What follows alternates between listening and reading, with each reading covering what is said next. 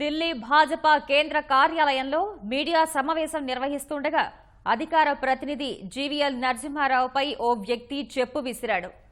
అనూహ్య ఘటనతో జీవీఎల్ నిర్ఘాంతపోయారు. చెప్పు విసిరిన వ్యక్తిని వెంటనే కార్యాలయ సిబ్బంది పట్టుకున్నారు. అక్కడి నుంచి బయటకు తీసుకొచ్చారు. చెప్పు వేసిన వ్యక్తిపై తీవ్ర స్థాయిలో దాడి చేశారు. అలాంటి వాటికి భయపడబోనని జీవీఎల్ అన్నారు.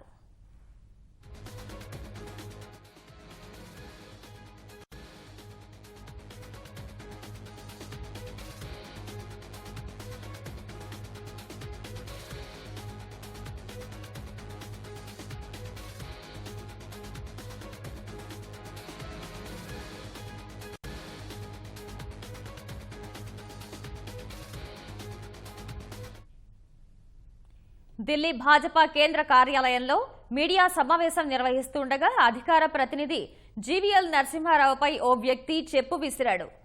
అనూహ్య ఘటనతో జీవీఎల్ నిర్ఘాంతపోయారు. చెప్పు విసిరిన వ్యక్తిని వెంటనే కార్యాలయ సిబ్బంది పట్టుకున్నారు. అక్కడి నుంచి బయటకు తీసుకువచ్చారు.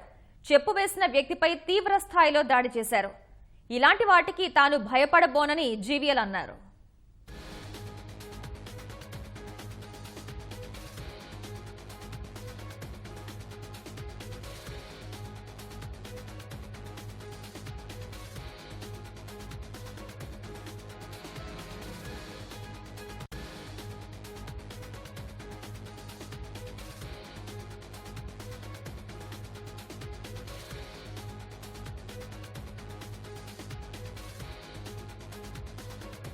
కార్యాలయంలో మీడియా సమావేశం నిర్వహిస్తుండగా అధికార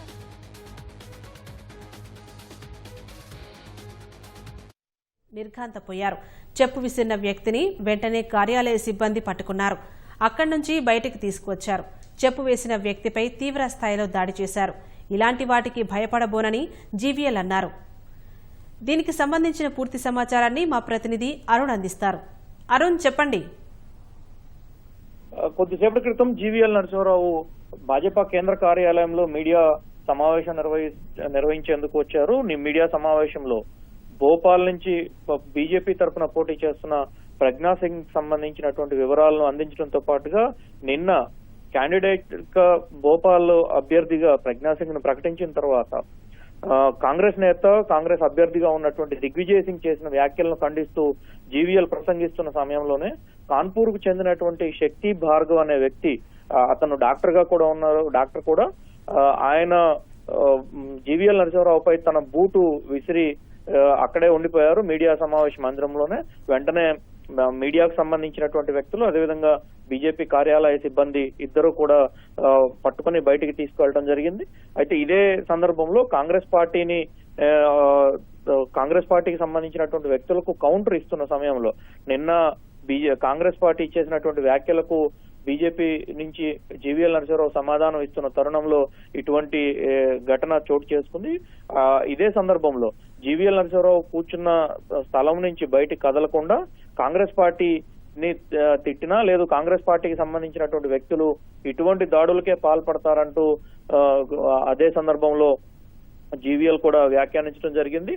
మొత్తం చూసుకుంటే జీవీఎల్ గతంలో ఏదన్నా విషయంలో అతనికి సహకరించకపోవటమా, లేదు జీవీఎల్ అతని పైన వ్యాఖ్యలు చేయటమా, ఏంటి అసలు అతను చెప్పు విసరడానికి, బూటు విసరడానికి గల కారణాలు ఏంటనేది ఇప్పటి వరకు బయటకైతే రాలేదు. కానీ ఎందుకు జరిగింది, ఏ విషయంలో ఇటువంటి చర్యలు చేపట్టాల్సి వచ్చిందనేటువంటి విషయాలు బయటికి చెప్పకపోయినప్పటికీ అతను చాలా సీరియస్ గా జీవీఎల్ నరసింహారావు పైన బూటు విసిరిన తర్వాత కూడా అక్కడే నిలబడి చాలా సీరియస్ గా జీవీఎల్ వైపు చూస్తున్నటువంటి పరిస్థితి నెలకొనడంతో కొంత ఆందోళనకరమైనటువంటి పరిస్థితి నెలకొంది. వెంటనే బీజేపీ కార్యాలయ సిబ్బంది రావటము, అతన్ని బయటికి తీసుకువెళ్ళటము, స్థానిక బీజేపీకి సంబంధించి బీజేపీ కేంద్ర కార్యాలయాన్ని పర్యవేక్షిస్తున్నటువంటి భద్రతా సిబ్బందికి కూడా అప్పగించడం జరిగింది.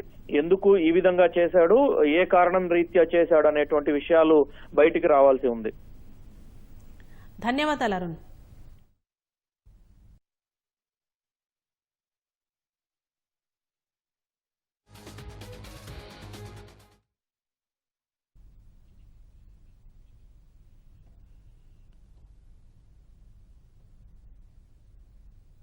The same kind of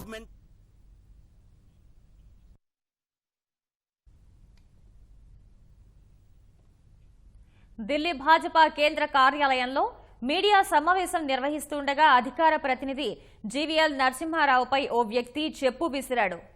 అనూహ్య ఘటనతో జీవీఎల్ నిర్ఘాంతపోయారు. చెప్పు విసిరిన వ్యక్తిని వెంటనే కార్యాలయ సిబ్బంది పట్టుకున్నారు. అక్కడి నుంచి బయటకు తీసుకువచ్చారు. చెప్పు వేసిన వ్యక్తిని భాజపా కార్యాలయ సిబ్బంది చితకబాదారు.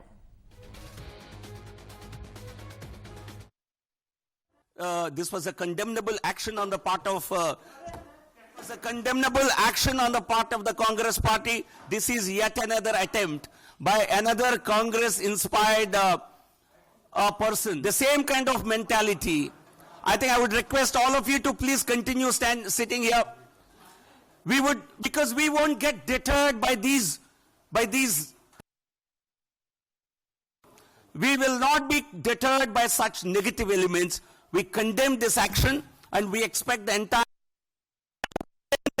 action which you have witnessed in this very press conference.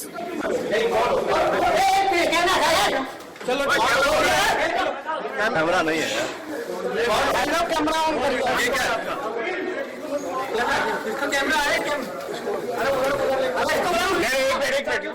आप पुलिस क्यों फेंका आपने क्या नाम है आपका अरे पहले क्यों फेंका आपने